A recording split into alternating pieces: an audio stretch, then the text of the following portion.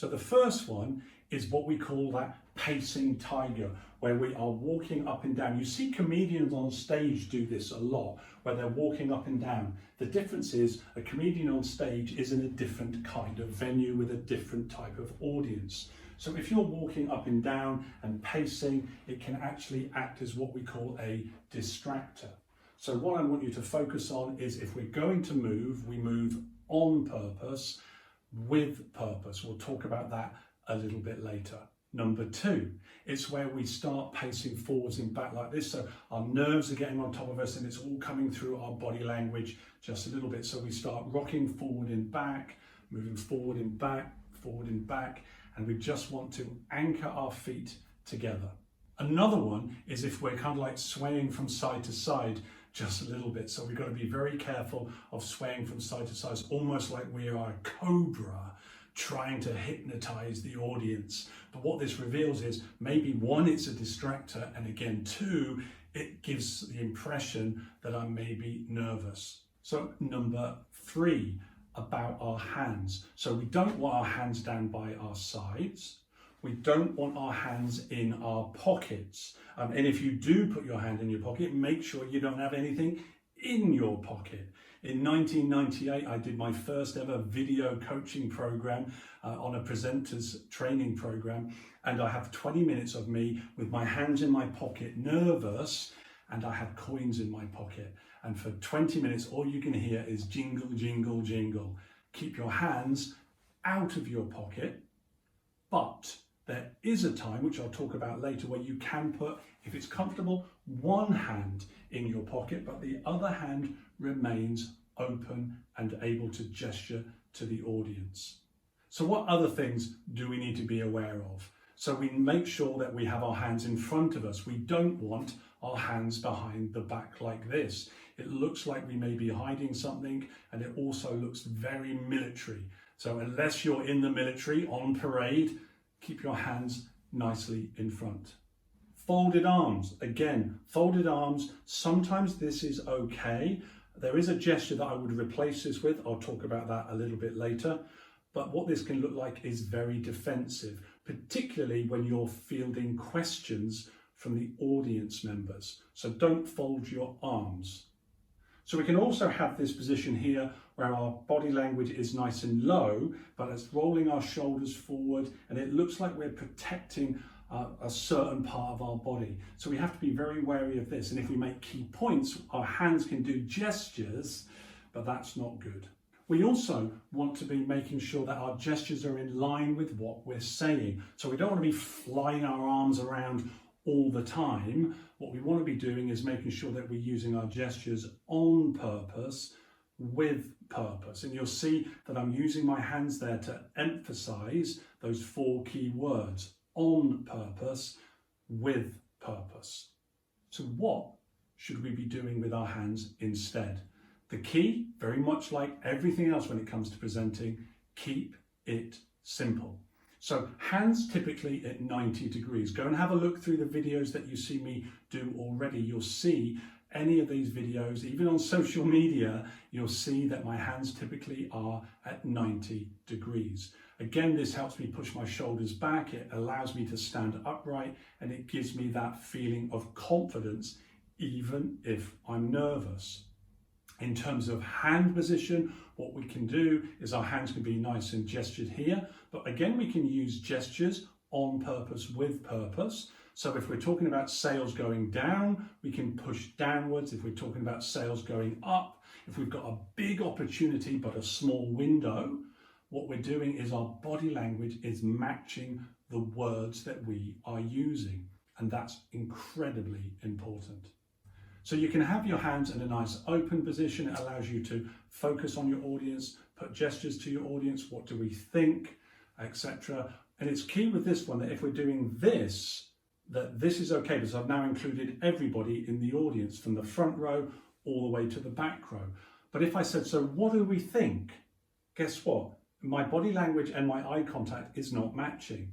So, on this side of the room and then on this side of the room, my gestures are helping people follow what my voice is saying.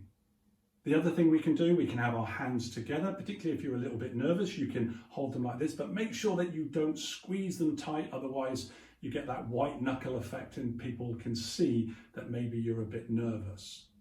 You can have a hand in your fist like this, particularly useful if you're using a clicker, as I will often do when I'm presenting with any PowerPoint slides. So I'll have a clicker in my hand. Again, you could gestures nice and relaxed, and then back to the center. And what you can do as well, have a look at photos of Angela Merkel, the German leader. She does this wonderful thing where she does this thing with her fingers like this, and it's actually become quite funny. You see her like this all the time. It's almost like her fingers are super glued together. Again, it needs to be natural. So if you like this all the time, you need to pull your hands apart to gesture nice and casually to members of your audience. Too much like this, too much like this. If I stood like this for 20 minutes, it just doesn't look like I'm confident. So the key is keep your gestures nice and simple and move on purpose with purpose. Another gesture that we can do on purpose is this gesture here. Now this is a very, very powerful universal gesture.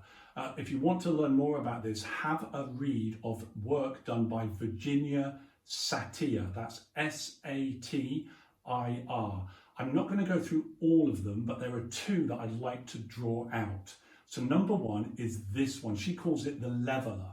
And the leveler is when we do this body language with voice on top. So think if you're in a restaurant and the waiter comes to you and says, would you like any more food? It's likely you may say something like, oh no, I'm fine, thank you. And you just do this gesture very, very naturally. So in presenting, when we really want to emphasize a truth, what we can do is we can use this again on purpose with purpose. So let me give you an example. So good afternoon, everybody. My name is Darren Toms. I'm here today to talk to you about why it's absolutely vital that we focus our energy and attention on climate change. So you'll notice that I put that word, that gesture on the word vital, because that's the word that I really wanted people to focus on. Another gesture that we can use, particularly useful when it comes to answering questions, is this. Now, Virginia Satir calls this the computer, but actually we can also look at it as the thinker pose. So if somebody's asking you a question, you can put your hand under your chin, you look at them, you give them eye contact, and you're thinking about what they're saying. And what this looks like is that you're thinking, that you're considering their point of view. Of course, we want to mix this with our facial expression. So if someone's asking a difficult question, you might want to just lower the eyebrows, just look at them and go, and just do some nodding and nodding. And then when they finish, we can change our body language back open and go, do you know, that's a fantastic question. What is important about climate change? Let me give you 3 key things, and then you can deliver your answer. So this gesture here and this gesture here, when we use them on purpose, with purpose, can be very powerful. The rest of the time, we want to keep our gestures very, very natural. You know, if we're talking about a speedy event, speedy is a quick word, so we're going to be speedy, our hands are going to move quickly. But if we want to move at a slower pace, our hands move slightly slower. Again, your gestures should match the words that you are using. So this is the big one. Gestures can help people follow every word you say. Now, what you'll notice is, as I am saying those words, I am moving my hand from my right position to my left position. But as you're watching this on video, and you're watching this as an audience member, my right is the audience's left. And because we tend to read from left to right, think about those sales graphs that you've seen, think about data that you've seen yesterday, today, and tomorrow, you'll see that we move from the left side of the screen to the middle to the right. Now that's really important, because a presentation is never ever about the presenter, it's always about the audience. So if I use my gestures, The key, if I'm doing it from my perspective, I might say something like yesterday, today, and tomorrow. But from your perspective, that was tomorrow, today, and yesterday, because I'm not doing it from the audience's perspective. So the key way to do this is to think of it as get it right by starting on the right, using your right hand, which is the audience's left side. So yesterday, today, and tomorrow. The first thing, the second thing, the third thing. I'm going to talk to you about why, what, and how. Again, the audience is following you. If I said to you that over the last 9.5 years, I've predominantly spent my life traveling to Europe, Middle East, and Asia, you now know if I put my hand here, I'm talking about Europe. If I put my hand here, I'm talking about the Middle East. And if I put my hand here, I'm talking about Asia. So Europe, Middle East, Asia. If you're talking on a bigger stage, we can actually go, so the first thing I want to talk to you about, you move to your right-hand side, the audience is left, then you can come this way. So the second thing, and then the third thing. That's because we see time as moving from our left side to our right side.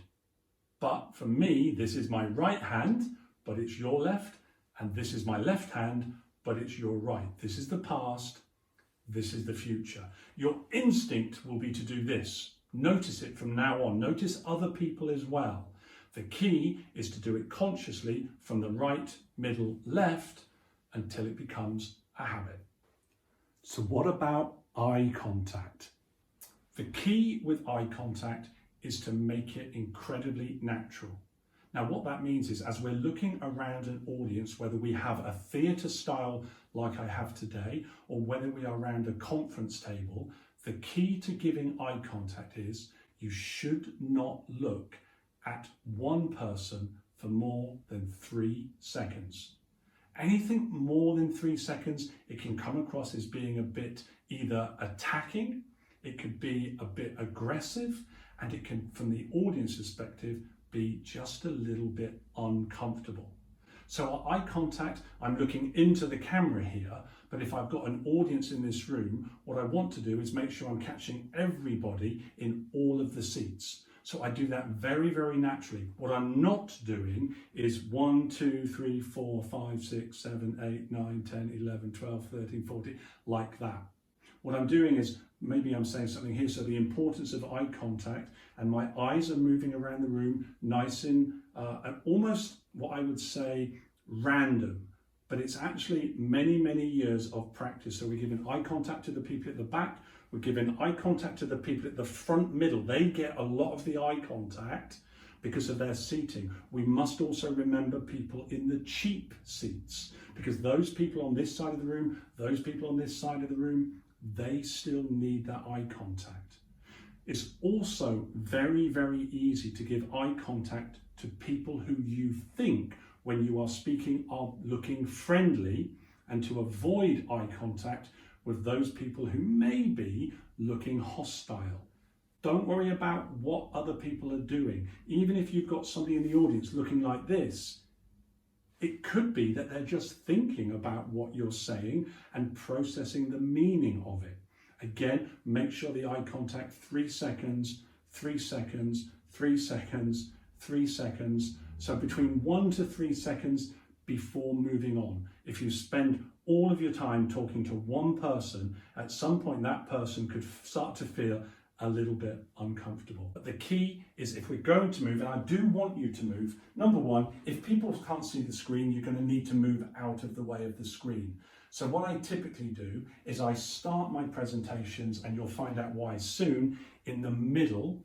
Then as I'm moving around talking about the data, I would move to the right hand side, which is the beginning for the audience. And then as I'm working through my presentation, I would maybe make my way over to the other side of the room, my left, and the audience's right, because that's the beginning, this is towards the end. And then as I come back to the middle, this is where I give my summary, this is where I give the key thing that I want the audience to think, feel, say, and do. So I've done that because I'm moving on purpose with purpose.